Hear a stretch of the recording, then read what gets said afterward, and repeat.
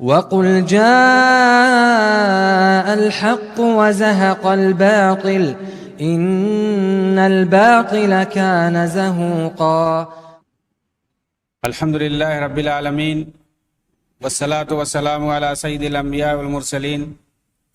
نبینا محمد وعلی آلہ وصحبہ اجمعین، اما بعد. رب اشرح لی صدری ویسر لی امری واحلل عقدۃ من لسانی یفقہوا قولی.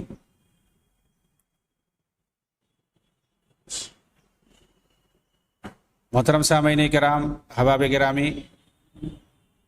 و دیگر ناظرین کرام، اخوانیت کے تعلق سے میری بات چل رہی ہے، اور یہ کہ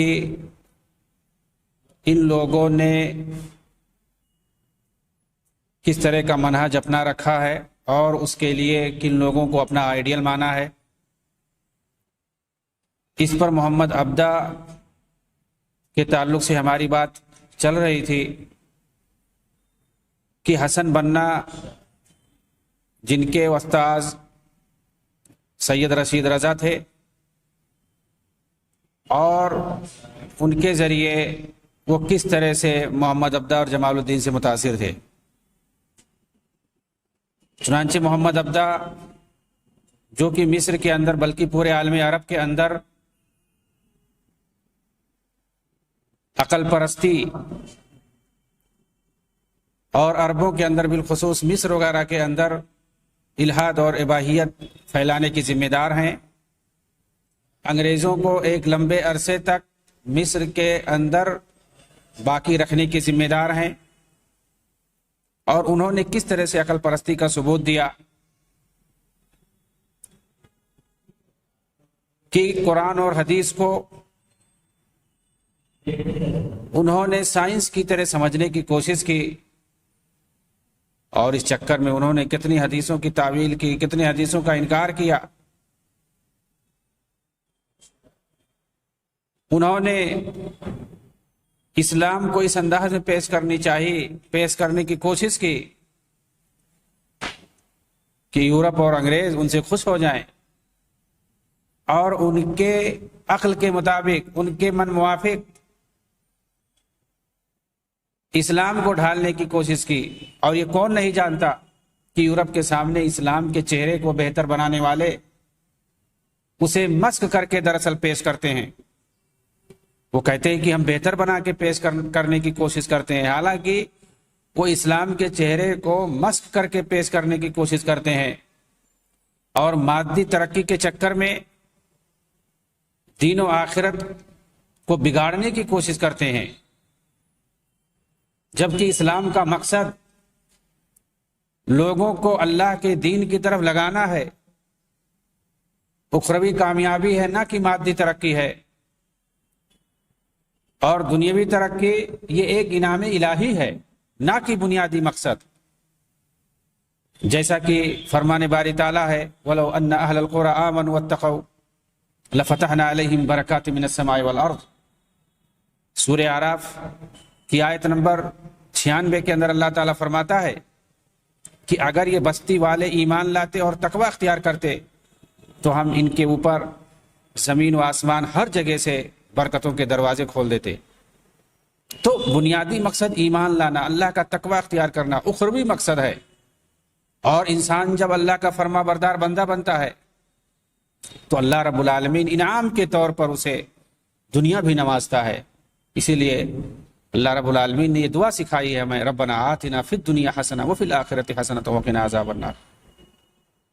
چنانچہ دنیاوی چکر میں ہمیں اپنی آخرت کو بگاڑنے کی کوشش نہیں کرنی چاہیے، جس طرح سے عقل پرست کرتے ہیں. آج محمد عبدہ کے اصلاحی کاموں پر 100 سال سے زیادہ ہو چکے، مگر ان سے صرف نقصان کے کچھ فائدہ نہیں ہوا. عورت کی آزادی، مخلوط تعلیم، مخلوط معاشرہ، دین بیزاری کے سوا کیا حاصل ہوا؟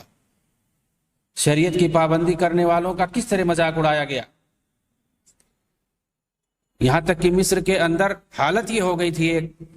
موقع ایسا آیا تھا کہ داڑھی رکھنا جرم سمجھا جاتا تھا. دوسری طرف دین کے مسلمہ اصولوں کا انکار جس کی ایک واضح مثال جادو کی ہے، جسے شریعت نے حق مانا ہے، مگر انہوں نے سائنس کی لوجک کو اپنا کر اسے انکار کر دیا۔ سورہ فلق کی آیت وَمِن شَرِّ النَّفَّاثَاتِ فِي الْعُقَدِ کے اندر جادو کا صاف صاف انکار کیا اور اس سے مراد چغل خور کو لیا۔ کہتے ہیں النمامون المقطعون لروابط الالفہ، یہاں آیت کے اندر وہ چغل خور مراد ہیں جو لوگوں کے اندر سے محبت کو ختم کر دیتے ہیں۔ حالانکہ اس صورت کے اندر جادو کا ذکر ہے، اور وَمِن شَرِّ النَّفَّاثَاتِ فِي الْعُقَدِ گروہوں کے اندر پھونک مارنے والیوں کی برائی سے پناہ مانگی گئی ہے، اور ظاہر سی بات ہے اسے جادوگرنیاں مراد ہیں جو گروہوں کے اندر پھونک مار کر کے جادو کرتی ہیں۔ تو جادو ٹوٹکا، اور نبی صلی اللہ علیہ وسلم کے اوپر جو جادو کیا گیا تھا ایک یہودی نے کیا تھا، چنانچہ اس موقع پر سورہ فلق نازل ہوئی تھی۔ اللہ کے رسول صلی اللہ علیہ وسلم نے اس سورت کو اپنے اوپر پڑھا تھا پھونک کر کے، اس کے بعد آپ کا جادو ختم ہو گیا تھا، زائل ہو گیا تھا، جس کی تفصیل صحیح حدیثوں کے اندر موجود ہے اور متواتر کے درجے تک حدیثیں ہیں۔ لیکن انہوں نے قرآن کی آیت کے اندر غلط تعویل کر کے، اس کا معنی بدل کر کے، ایسی تعویل جس کو کسی نے مراد نہیں لیا، کسی بھی مفسر نے یہ نہیں کہا ہے کہ یہاں مراد چغل خور ہیں۔ النفاسات ظاہر سی بات ہے تو مؤنث کا لفظ ہے، تو انہوں نے نمامون کا ترجمہ کیا ہے، مذکر کا کیا ہے، اس سے مراد جادوگر ہیں، اس سے مراد چغل خور ہیں جو لوگوں کے درمیان چغل خوری کرتے ہیں، ادھر کی باتیں ادھر کرتے ہیں، اور اس طرح سے دو لوگوں کے درمیان جو آپسی محبت اور بھائی چارہ تھی اس کو ختم کرنے کی کوشش کرتے ہیں۔ ان لوگوں سے یہاں چغل خوروں سے گویا یہاں پناہ مانگی گئی ہے، حالانکہ یہ غلط ہے۔ ان کو دراصل جادو سے چڑ ہے، اور جادو کو انہیں انکار کرنا ہے، جادو کی حقیقت کو تسلیم نہیں کرنا ہے، اس لیے انہوں نے یہ تعویل کرنے کی کوشش کی ہے۔ اور قرآن کے اندر یہ معلوم رہے، جہاں صراحت کے ساتھ جادو کے لیے سحر کا لفظ آیا، صرف یہی نہیں، یہاں تو اشارہ ہے آیت کے اندر، سورہ فلق کے اندر جادو کی طرف اشارہ ہے، اور جہاں قرآن میں صراحت کے ساتھ جادو کا لفظ ہے، سحر کا لفظ ہے جس کے معنی جادو ہوتا ہے، ساحر جس کا معنی جادوگر ہوتا ہے، ان سب کا انہوں نے انکار کر دیا اور کہا یہ تب تمثیل قرار دیا گیا ہے، اور اس تعلق سے جتنی حدیثیں وارد ہیں سب کا انہوں نے انکار کر دیا ہے، یعنی جادو کے تعلق سے۔ الاعمال الکاملہ لمحمد ابدا، جس کو جمع کیا ہے محمد امارہ نے، اس کے اندر پوری تفصیل آپ دیکھ سکتے ہیں، جلد نمبر 5 صفحہ نمبر 566 کے اندر۔ اسی طرح سے دکتور عبداللہ شحاتہ کی کتاب منہج الامام محمد ابدا فی تفسیر القرآن، یہ بہت اہم ہے کہ تفسیر کے اندر کس طرح سے انہوں نے تہیہ پانچا کیا ہے، کس طرح سے انہوں نے جو سلف صالحین اور مفسرین نے تفسیر جس طرح سے کی ہے آیتوں کی، انہوں نے کس طرح سے لوجیکل اور عقل پرستی میں ڈوب کر کے سائنس کے طرز پر انہوں نے آیت کی تعویلیں کی ہیں، ان سب کی تفصیل آپ کو یہاں پر مل جائے گی۔ اس کے لیے کچھ اور ان کے عقل پرستی کے بارے میں اگر تفصیل سے جاننا چاہتے ہیں تو چند اور کتابوں کا دیکھنا ضروری ہے، تاکہ اس طرح کے لوگوں جنہوں نے بنیاد ڈالی ہے عالمی اسلام کے اندر عقل پرستی کی، اور ان کو جس طرح سے محمد ابدا کو، جمال الدین کو ماسٹر مائنڈ تصور کیا جاتا ہے، انہی لوگوں کے واسطے سے بر صغیر ہند پاک کے اندر بھی عقل پرستی آئی، اور یہاں بھی بہت سارے لوگ جیسے سر سید احمد خان چراغ علی اور اسی طرح سے حمید الدین فراہی، اور موجودہ دور میں راشد شاز ہیں تو کون جاوید غامدی ہیں، اس طرح سے بہت سارے لوگ عقل پرست جنہوں نے، پرویز غلام ہیں، حدیثوں کا کہیں پر صراحتاً انکار کیا، کہیں پر اشارتاً انکار کیا، اس طرح سے تو انہی لوگوں کو بنیاد بنایا جاتا ہے، انہی لوگوں کو ماسٹر مائنڈ سمجھا جاتا ہے، جمال الدین افغانی کو اور محمد ابدا کو۔ ان سب کے لیے ہم چند کتابوں کا ذکر کرتے ہیں تاکہ ان کو پڑھنے کے بعد ہمیں آگاہی حاصل ہو ان کی خطرناکیوں کی طرف۔ انہوں نے جو فتنہ پھیلایا ہے الہاد کا فتنہ جو پھیلایا عالم اسلام کے اندر، عقل پرستی کا جو فتنہ پھیلایا انہوں نے، اور وہ اعتزال جو بہت پہلے عالم اسلام کے اندر دھوم مچائے ہوا تھا، اور حدیثوں اور سنتوں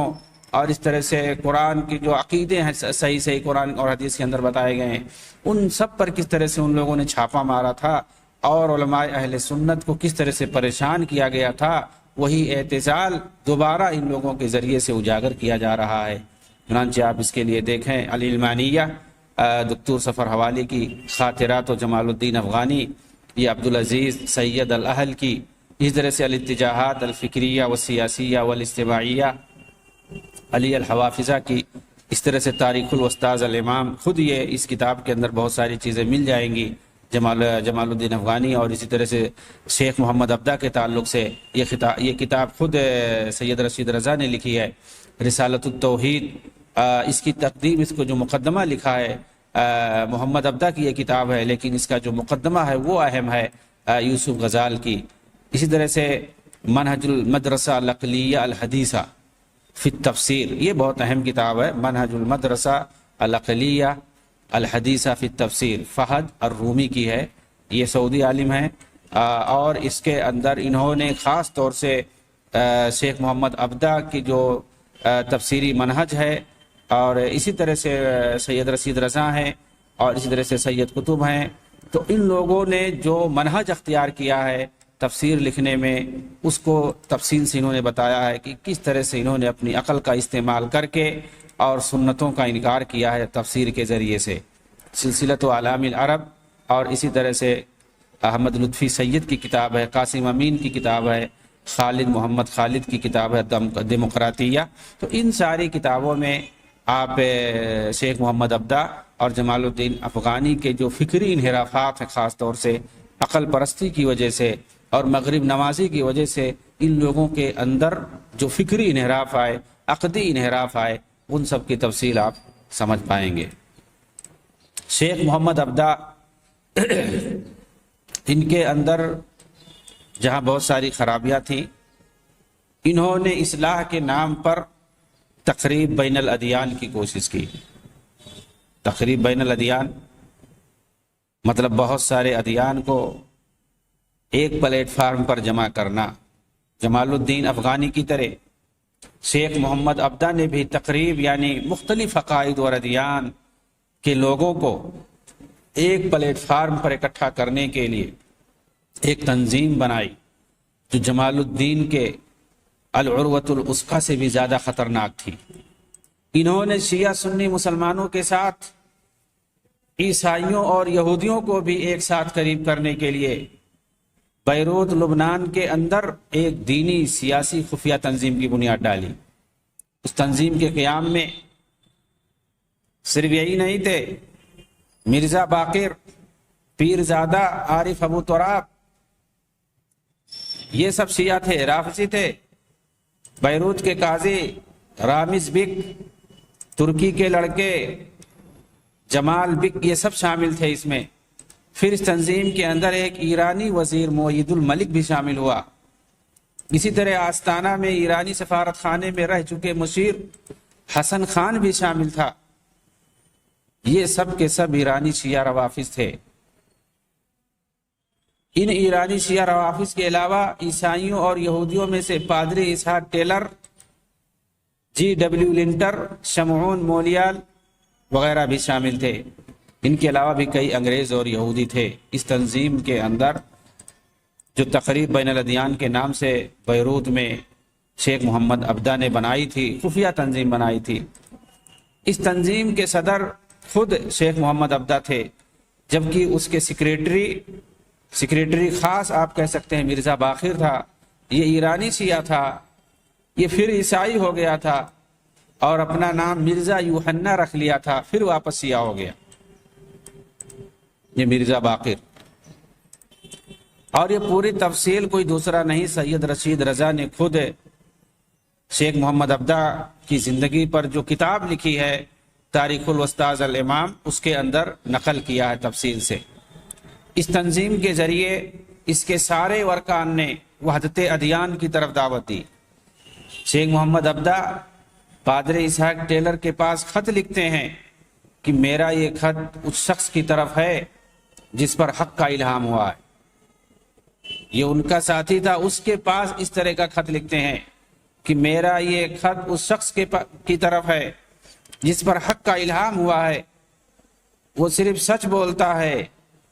یعنی محترم پادری اسحاق ٹیلر ایدہ اللہ فی مقصدہ ووفاہ المذکور من مودہ کی طرف یہ میرا خط ہے۔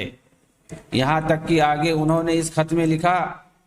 ہم اس وقت کا انتظار کر رہے ہیں جب نور عرفان پورے طور پر چمک رہا ہوگا اور جس کی روشنی سے غفلت کی تاریکیاں چھٹ جائیں گی اور دونوں عظیم ملتیں یعنی عیسائیت اور اسلام ایک ساتھ مل جائیں گے۔ حقیقت یہ ہے کہ اب دونوں ملتیں ایک دوسرے سے مل چکی ہیں، محبت کا مصافحہ اور الفت کا معانقہ کر لیا گیا ہے۔ اب وہ تلواریں ٹوٹ جائیں گی جو کبھی دونوں ملتوں کے ماننے والے نکال لیا کرتے تھے۔ یہ شیخ محمد عبدہ نے اپنے عیسائی پادری اسحاق ٹیلر دوست کے پاس لکھا تھا۔ اس طرح کی بات انہوں نے کہی تھی کہ اب جو دن آنے والا ہے کہ عیسائیت اور اسلام دونوں مل جائیں گے۔ تو تقریب بین الادیان کے نام پر اس طرح سے انہوں نے کام کی ہے۔ یہ الاعمال الکاملہ لمحمد عبدہ جو محمد امارہ کی کتاب ہے، تحقیق اور جمع کے ساتھ اس کی دوسری جلد میں تفصیل سے لکھا ہوا ہے۔ آگے شیخ محمد عبدہ نے لکھا کہ میں تورات، انجیل اور قرآن کو ایک سمجھتا ہوں، یہ سب ایک دوسرے کی تصدیق کرتے ہیں، تینوں ملتوں کے ماننے والے سب کا احترام کرتے ہیں۔ ضرور اب اللہ کا نور غالب آئے گا اور اس کا دین بلند ہوگا۔ حسن بنا کے پیر اور محمد رشید رضا کے شیخ محمد عبدہ ایک طرف یہودیوں اور عیسائیوں سے مسلمانوں کو قریب کرنے کے لیے ایڑی چوٹی کا زور لگا رہے ہیں، دوسری طرف جی ڈبلیو لنٹر لندن کے اخبار ٹیلی گراف کے اندر الاسلام والمدارس المحمدیہ کے عنوان سے یہ مضمون لکھ رہا ہے، جس کے اندر مسلمانوں اور ان کے نبی کریم کے خلاف پروپیگنڈا کرتا نظر آ رہا ہے، بلکہ اس مضمون کے اندر رسول اکرم صلی اللہ علیہ وسلم کو جھوٹا نبی کہتا ہے، نعوذ باللہ۔ یعنی ایک طرف یہ شیخ محمد عبدہ عیسائیوں کے پاس خط لکھتے ہیں کہ ہم دونوں اب بالکل قریب ہو رہے ہیں، انجیل کو قرآن کی طرح مان رہے ہیں، عیسائیت کو اسلام کے برابر سمجھا رہے ہیں لوگوں کو اور اس کو حق بولنے والا بتا رہے ہیں، اور یہاں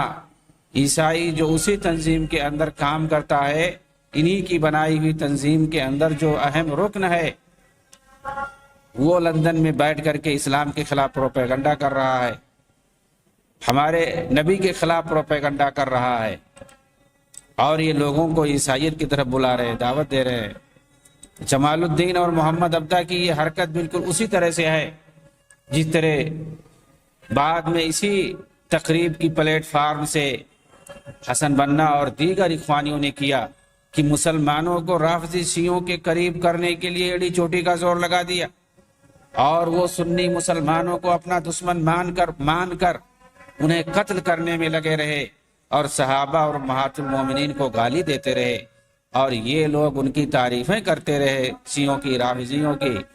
اور اہل سنہ مسلمانوں کو ان سے قریب کرنے کی کوششیں کرتے رہے زندگی بھر، جبکہ کوئی بھی شیعہ رافضی اہل سنت والجماعت کے قریب نہیں ہو سکا اور نہ وہ کبھی ہوگا، بلکہ الٹا وہ انہیں اپنا دشمن سمجھتا ہے اور امہات المومنین کو گالی دیتا ہے، صحابہ کرام کو گالی دیتا ہے، یا حسین کا نعرہ لگا کر کے عربوں کو مارتا ہے۔ دوسری طرف اگر دیکھیں تو یہی اسحاق ٹیلر کہہ رہا ہے کہ چونکہ مسلمان عیسیٰ علیہ السلام پر ایمان لاتے ہیں، اس طرح وہ ہمارے نزدیک مسیحی ہیں۔ یہ اسحاق ٹیلر جس کو یہ بول رہے ہیں کہ اس پر حق الہام ہو رہا ہے، حق کا الہام ہو رہا ہے، یہ سچ بات بولتے ہیں، ان کے اوپر حق کا الہام ہوتا ہے۔ یہی اسحاق ٹیلر ان کا دوست ہے شیخ محمد عبدہ کا، کیا کہہ رہا ہے کہ چونکہ مسلمان عیسیٰ علیہ السلام پر ایمان لاتے ہیں، اس طرح وہ ہمارے نزدیک عیسائی ہیں، اس لیے ہمیں ان کے لیے ہر اتوار کے دن دعا کرنی چاہیے اور ان کے لیے ہدایت اور حق کے راستے پر آنے کی دعا مانگنی چاہیے۔ یعنی وہ دعا مانگ رہا ہے اس بات کے لیے کہ جو مسلمان عیسیٰ علیہ السلام پر ایمان رکھتے ہیں وہ پورے طور سے عیسائیت میں داخل ہو جائیں۔ صرف ایمان لانے سے کام نہیں چلے گا، یعنی وہ مسلمانوں کو عیسائی بنانے کے چکر میں ہے، اور یہ شیخ محمد عبدہ مسلمانوں کو عیسائیوں کے قریب کرنے کے چکر میں ہیں۔ تو آخر یہ جو تقریب بین الادیان کی کوشش یہ کر رہے تھے، اس کا کیا مطلب تھا؟ مسلمانوں کو یہودی اور عیسائی بنانا، کیونکہ کوئی یہودی اور عیسائی اس پلیٹ فارم سے مسلمان نہیں ہو سکا، اور نہ ہی جس طرح سے شیخ محمد عبدہ نے عیسائیوں اور یہودیوں کے بارے میں خیر کے الفاظ کہے، ان کے لیے جو خوش فہمی کے الفاظ کہے، کبھی کسی یہودی یا عیسائی نے اسلام کے بارے میں یا مسلمانوں کے بارے میں اس طرح کی بات نہیں کہی۔ آخر یہ کیسی تقریب تھی؟ شیخ تو انگریزی حکومت کی خدمت کرنے اور عیسائیوں کے قریب ہونے کی بات کر رہے ہیں، جبکہ پادری مسلمانوں کو عیسائی بنانے کے فراق میں ہے۔ کیا اسے صہیونی خدمت نہیں کہیں گے؟ کیا یہ مسلمانوں کو انگریزوں اور صہیونیوں کی جال میں پھنسانے کے مترادف نہیں ہے؟ اپنے ان ایجنٹوں کے ذریعے انگریزوں کو سب سے بڑا فائدہ یہ ہوا کہ ان مشکوک تنظیموں کے ذریعے مسلمانوں کے اندر سے جہاد کی روح ختم کر دی گئی، کیونکہ جب سارے ادیان حق پہ ہیں اور سب ایک جیسے ہیں تو پھر کسی کے خلاف اعلان جہاد کی ضرورت کیوں؟ اور انگریز یہی چاہتے بھی تھے۔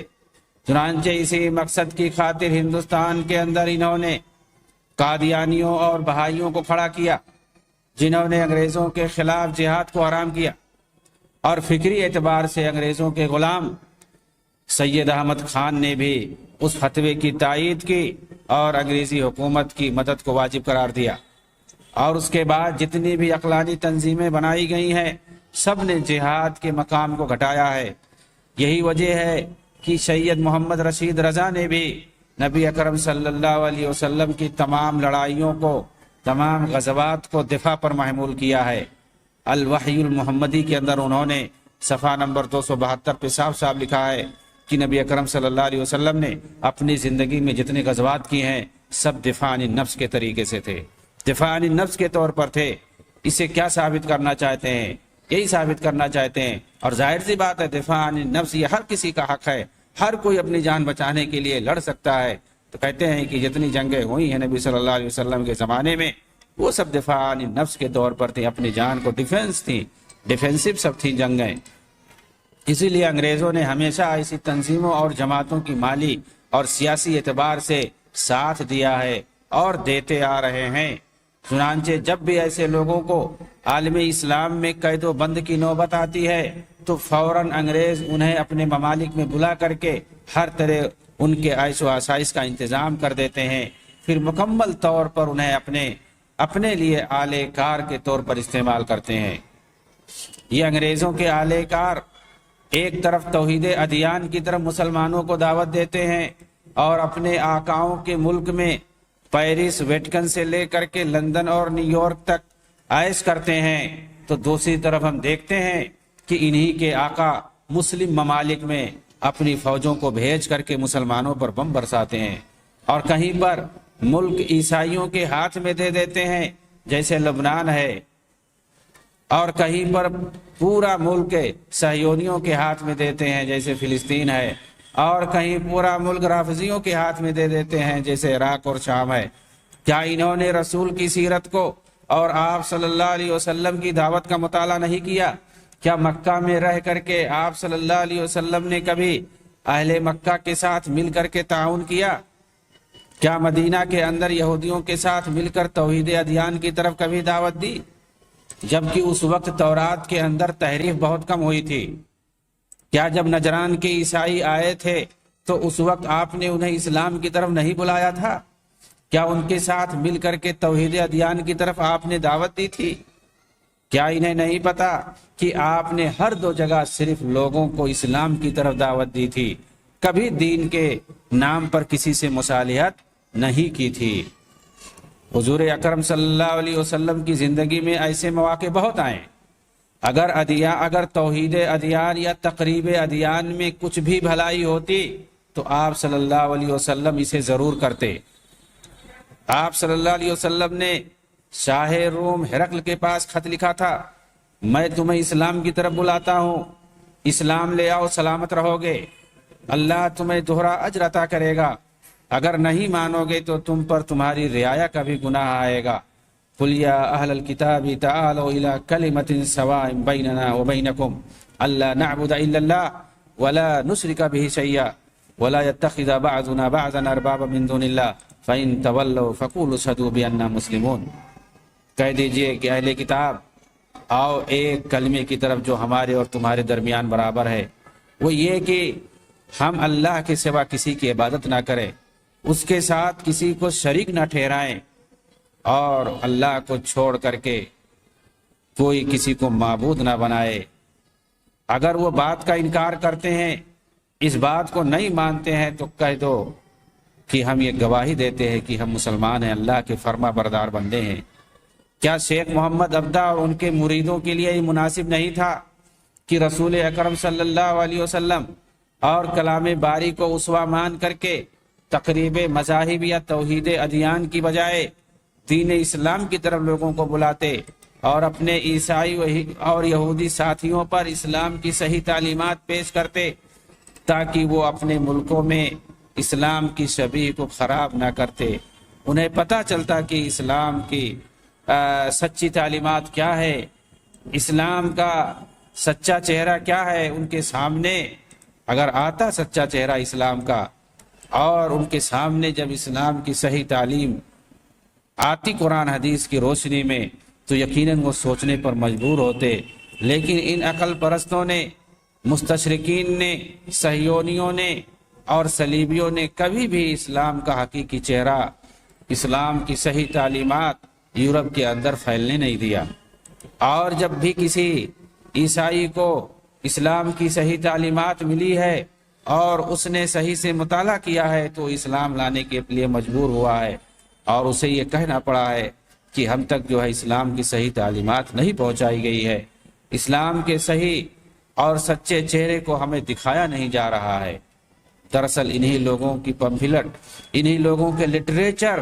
جو مسخ شدہ چہرہ اسلام کا پیش کیا گیا ہے عقل پرستی کے ساتھ، وہ ساری چیزیں اس قدر مشہور یورپ میں پھیلا دی گئی ہیں، حتیٰ کہ دستاویزی فلمیں بنا دی گئی ہیں۔ لوگ اسی کے ذریعے سے اسلام کو سمجھتے ہیں، جس میں دہشت گردی بھی ہے، جس کے اندر الحاد بھی ہے، جس کے اندر بے حیائی بھی ہے۔ ساری چیزوں کو ان لوگوں نے جواز کا درجہ دے کر کے سب کچھ رائج کر دیا ہے۔ چنانچہ جب اس طرح کا اسلام ان کے یہاں پہنچتا ہے تو وہ کہتے ہیں کہ یہ چیز تو ہمارے یہاں بھی ہے، اسلام لانے کی ہمیں کیا ضرورت ہے؟ جو خرابیاں ہمارے یہاں ہیں وہ خرابیاں تو اسلام کے یہاں بھی پائی جاتی ہیں، اسلام کے اندر بھی پائی جاتی ہے۔ اس طرح سے لوگ متنفر ہو جاتے ہیں۔ شیخ محمد عبدہ انگریز نوازی میں بھی کچھ کم نہ تھے، بلکہ اگر کہا جائے تو انہوں نے اپنی زندگی کا آخری حصہ اسی کے لیے وقف کر رکھا تھا تو بے جا نہ ہوگا۔ جمال الدین افغانی کی طرح شیخ محمد عبدہ کی بھی انگریز نوازی کچھ کم نہ تھی۔ آپ انگریزی حکومت کے لیے بہت ہی مخلص تھے، اسے اپنی گراں قدر نصیحتوں سے نوازتے رہتے تھے اور ایسے مشورے دیتے تھے جن سے ان کا قبضہ پائیدار اور دیر پا ثابت ہو سکے۔ انگریز مسلم ممالک کے اندر، مصر کے اندر، فلسطین اور عراق کے اندر تاکہ دیر تک رہیں، حتیٰ کہ وہ انگریزوں کو ایسی غلطیوں سے آگاہ بھی کرتے رہتے تھے کہ جن میں پڑھ کر ان کے قبضے کو خطرہ لاحق ہو سکتا تھا۔ اس کی ایک واضح مثال یہ ہے کہ ایک بار لارڈ کرومر جو وائسرائے تھا، مندوب تھا انگریزوں کا، مصر کے اندر لوکل محاکم یعنی لوک عدالت کو ختم کر کے سب کو عام عدالتی نظام سے جوڑنے کا فیصلہ کرنے جا رہا تھا، مگر شیخ محمد عبدہ نے اسے مشورہ دیا کہ سیاسی اعتبار سے یہ بہت بڑی غلطی ہوگی، کیونکہ اس کے اندر جتنے لوگ جڑے ہوئے ہیں اور ایک کثیر تعداد ہے، وہ بہت ہی عمدہ عقل اور دماغ اور قلم اور لسان کے مالک ہیں، بے روزگار ہونے کی صورت میں سب کے سب سیاست میں آ جائیں گے، پھر حکومت کے لیے یہی افراد مزید مشکلات میں ڈال دیں گے۔ چنانچہ اس عمدہ نصیحت کو، اس عمدہ مشورے کو سید رشید رضا نے ان کی سنوانے والی کتاب تاریخ الاستاذ الامام کے اندر ذکر کیا ہے، صفحہ جلد نمبر 1 صفحہ نمبر 922 کے اندر، اور یہ تعریف کے پیرائے میں انہوں نے ذکر کیا ہے کہ شیخ محمد عبدہ نے کس طرح سے عمدہ مشورہ دیا انگریزی حکومت کو، اور وہ ایک بہت ہی تاریخی غلطی کرنے والی تھی، بہت بھیانک غلطی کرنے والی تھی سیاسی اعتبار سے، لیکن شیخ محمد عبدہ کے مشورے کو مان کر کے اس نے اپنی اس غلطی کی تلافی کر لی اور باز آ گئے۔ اس گراں قدر مشورے پر عمل کر کے کرومر نے اپنا فیصلہ چنانچہ رد کر دیا۔ شیخ کے اسی اخلاص اور محنت کی وجہ سے لارڈ کرومر نے ایک بار کہا تھا کہ مصر میں جب تک برطانیہ کی حکومت رہتی ہے تب تک شیخ محمد عبدہ یہاں کے مفتی عام رہیں گے۔ یہ بھی معلوم رہے کہ شیخ محمد عبدہ کو مصری حکومت نے جلا وطن کر دیا تھا، جو شام میں جا کر زندگی گزار رہے تھے، لیکن جب مصر پر انگریزی حکومت آئی تو شیخ کو مصر بلا لیا گیا۔ انگریزوں نے انہیں فوری طور پر بلایا۔ اس کی صراحت خود لارڈ کرومر نے اپنی کتاب مصر الحدیثہ کے اندر کی ہے، جس کی تفصیل آپ الفکر الاسلامی المعاصر کے اندر تفصیل سے دیکھ سکتے ہیں۔ چنانچہ یہ حسن بنا کے محبوب آپ کہہ سکتے ہیں، ان کے استاذ شیخ رشید رضا کے شیخ تھے شیخ محمد عبدہ، جو روحانی آئیڈیل تھے حسن بنا کے، ان کے اندر یہ ساری چیزیں پائی جاتی تھی۔ تو آپ اندازہ لگا سکتے ہیں کہ حسن بنا اور پھر ان کے بعد آنے والے دوسرے اخوانی لیڈروں کے اندر کس طرح سے انگریز نوازی اور یہ ساری چیزیں رہی ہوں گی، اور اس کی واضح مثال ہے لندن کے اندر کس طرح سے ایک بڑا سا ٹاور انگریزوں نے دے رکھا ہے، جو اخوانی وہاں پر اپنا مرکز بنا رکھے ہیں۔ اللہ تعالی ہمیں ان کے مکر سے اور ان کی چال سے بچائے، آمین۔ وآخر دعوانا ان الحمدللہ رب العالمین، والسلام علیکم ورحمۃ اللہ وبرکاتہ۔